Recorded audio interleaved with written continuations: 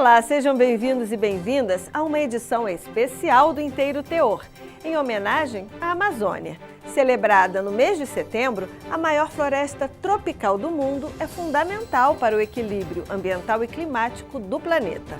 Apesar dessa importância, o bioma tem sido ameaçado por atividades predatórias, como a extração de madeira, a mineração, obras de infraestrutura e a conversão da floresta em área para pasto e agricultura.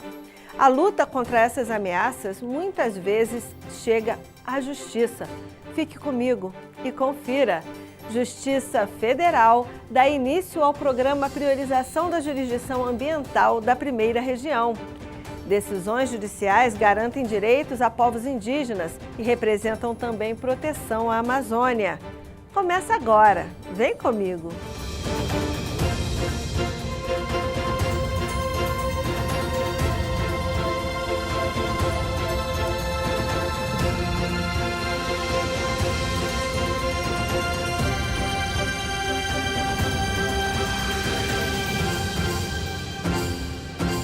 A preocupação com a preservação da natureza nunca foi tão necessária como nos últimos tempos. Só em 2024, vários eventos climáticos extremos assolaram o país, como as enchentes no Rio Grande do Sul e as queimadas, que vêm afetando ecossistemas importantes como a Amazônia, um bioma que ocupa uma área de mais de 4 milhões de quilômetros quadrados em 9 estados brasileiros.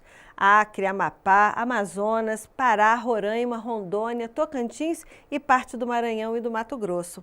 Todos eles na abrangência da Primeira Região da Justiça Federal. Em atenção a essa realidade, nesse mês de setembro, a Corregedoria do TRF da Primeira Região deu início ao programa Priorização da Jurisdição Ambiental da Primeira Região. E o William Nascimento dá os detalhes.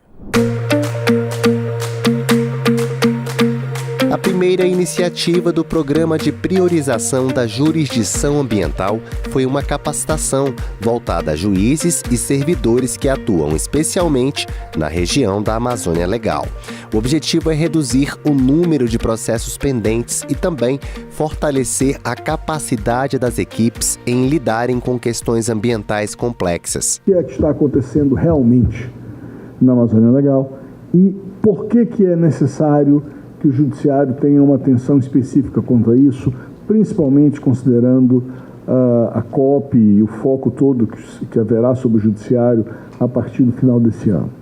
E considerando também a existência do projeto do CNJ, que é o Projada, que é feito pelo Herman Benjamin, que agora já é presidente do STJ, que na verdade é um monitoramento da existência das ações ambientais em vários lugares. Para a dinâmica do evento realizado na primeira semana de setembro, no auditório da Escola da Magistratura Federal em Brasília, foram selecionados processos das 3 sessões judiciárias com maior número de demandas ambientais: Altamira, Itaituba e Redenção, no Pará. A ideia é que a gente termine aqui uma parte desse primeiro encontro, dessa primeira rodada do projeto de priorização ambiental, com vários processos já julgados, mas também com metodologia para analisar e julgar esses processos que são tão complexos. Então, quando a gente traz essa equipe, de magistrados e juízes para aprimoramento, acho que a gente tem um grande avanço mesmo no julgamento dessas causas, E quando a gente coloca essa equipe também para dialogar com os órgãos e instituições federais que estão também atuando na linha de frente,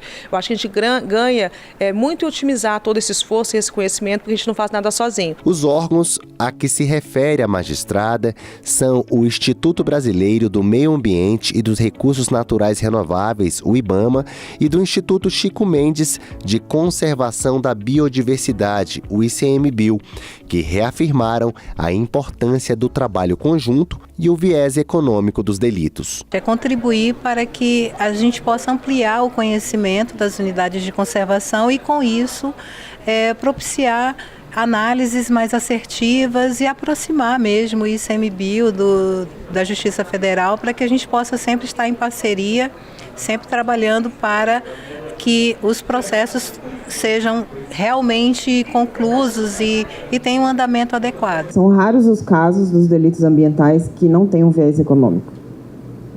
É o caso da uma caça de subsistência, uma pesca esportiva, Mas a maioria dos delitos, e sobretudo aqueles que estão relacionados com o desmatamento, o infrator tem o objetivo de maximizar seus benefícios. Então, a fiscalização, ela necessariamente, ela precisa aumentar o risco dele ser punido de forma célere e aumentar o custo dele ao cometer essas infrações. Durante a capacitação, os participantes foram divididos em equipes, cada uma com um magistrado e 3 servidores. A servidora Mirtô Maia, da Secretaria da 8ª Vara em Belém do Pará, destacou o conteúdo da capacitação. A gente se sente motivado e prestigiado, porque é legal quando o tribunal que a gente trabalha coloca a gente para se capacitar, trazer tecnologias, trazer palestras com temas atuais, jurisprudências, né? A gente é colocado de frente com os desembargadores que estão formando entendimentos sobre a área, usando a tecnologia do ChatGPT e tecnologia da inteligência artificial para ajudar a gente em análise processual em processos grandes, complexos, né? E a possibilidade do uso da inteligência artificial pelas equipes das seções judiciárias que compõem a chamada Amazônia Legal foi realmente um tema bastante explorado durante a capacitação. A ideia é que o conhecimento sobre o assunto aumente a eficiência na análise de processos e, consequentemente, signifique um incremento para a celeridade no julgamento de ações de natureza ambiental. A tarefa de compartilhar essa expertise foi dos magistrados. Um deles, o juiz federal Rafael Lima da Costa, da Seção Judiciária do Maranhão, falou sobre os desafios do uso da inteligência artificial em matéria ambiental. Em regra, as argumentações utilizadas são extensas, a documentação desses processos também é uma documentação extensa e há laudos periciais detalhados. A inteligência artificial ela vai analisar todos esses aspectos dessa densidade de informações e vai tentar extrair os dados, estruturar esses dados, facilitando a compreensão das questões controvertidas e permitindo então que a equipe de trabalho possa tomar decisões amparado em todas as informações que são organizadas com a utilização da inteligência artificial. Para Naiber Pontes, juiz federal que trabalha na corregedoria do TRF1, o uso da ferramenta aumenta a eficácia da atividade judiciária. Os processos de direito ambiental na primeira região, elas são um grande desafio para a jurisdição do tribunal, que é uma jurisdição continental, pega toda a região norte, a Amazônia Legal está toda na primeira região, e a corregedoria, por meio do corregedor regional, o desembargador Ney Belo, pensou em uma solução em que esses processos que precisam de uma atenção especial possam ser julgados de uma maneira mais eficaz, se utilizando de soluções tecnológicas de primeiríssima linha. E tudo isso sem desvalorizar o papel do juiz, muito pelo contrário. Não significa substituir o juiz, isso é um pouco mais complicado. Significa substituir ou auxiliar ou turbinar o trâmite de maturação do processo até ele chegar na mesa do juiz. Eu não vou perguntar para o ChatGPT, eu condeno ou absolvo. Vou dizer o seguinte, me dê os elementos que existem desse processo que eu posso utilizar para condenar. Me dê os elementos que esse processo me apresenta para resolver essa questão de dano ambiental bem aqui. Me demonstre quais são as jurisprudências do Tribunal Superior sobre esse tipo de dano ambiental aqui.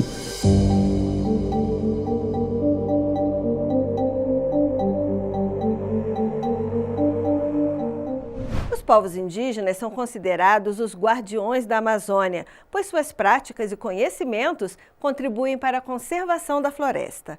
A própria ONU reconheceu que as comunidades indígenas são líderes na proteção do meio ambiente. Por tudo isso, decisões judiciais que garantem direitos a esses povos estão intimamente ligadas à preservação da Amazônia. Confira no IT Notícias com Ana Paula Souza.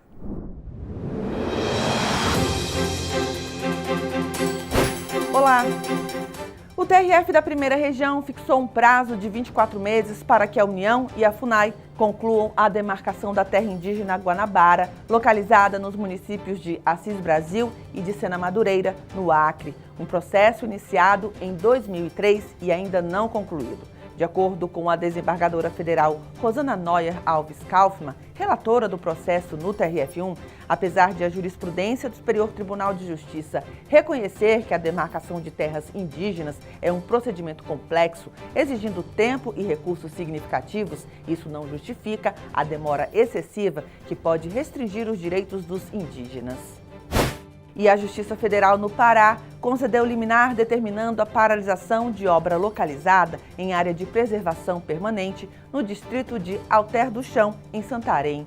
A decisão, que acolhe pedidos feitos pelo Ministério Público Federal, levou em conta que, além de ter sido realizada em área de APP, a obra também está em Mera Caiçara, um terreiro sagrado do povo indígena Borari, ou seja, a obra desrespeita tanto a integridade ambiental da região quanto a cultura indígena, que tem conexão histórica e espiritual com a área. Sendo assim, a concessão da liminar busca resguardar não só o meio ambiente, como os direitos indígenas, que estão sendo ameaçados caso se confirmem as irregularidades apontadas na ação.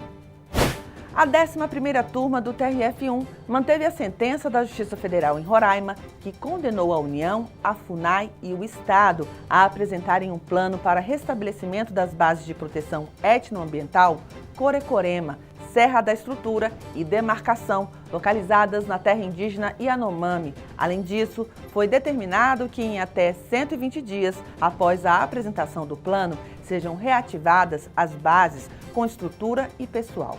Ainda pela decisão, nos casos de emergência, o Estado de Roraima deve disponibilizar força policial para auxiliar na fiscalização e repressão ao garimpo ilegal, que atualmente age com centenas de criminosos e dezenas de balsas, além de apoio aeronáutico, ameaçando o meio ambiente e a população, havendo inclusive temor de genocídio de grupos indígenas que vivem na região. E a Justiça Federal no Amazonas condenou a Agência Nacional de Mineração e o Instituto de Proteção Ambiental do Estado a pararem de expedir indevidamente autorizações e licenças ambientais para atividades de mineração em unidades de conservação federais. A decisão determina que, nos casos em que houver plano de manejo aprovado admitindo expressamente a exploração minerária na área requerida, a agência deve proibir e não emitir ou renovar autorizações relacionadas a títulos de direitos minerários incidentes, total ou parcialmente, sobre unidade de conservação de proteção integral ou unidade de conservação de uso sustentável. O Instituto, por sua vez, foi condenado a não conceder ou renovar qualquer licença ambiental incidente sobre unidade de conservação instituída pela União, com exceção das áreas de proteção ambiental em condições específicas.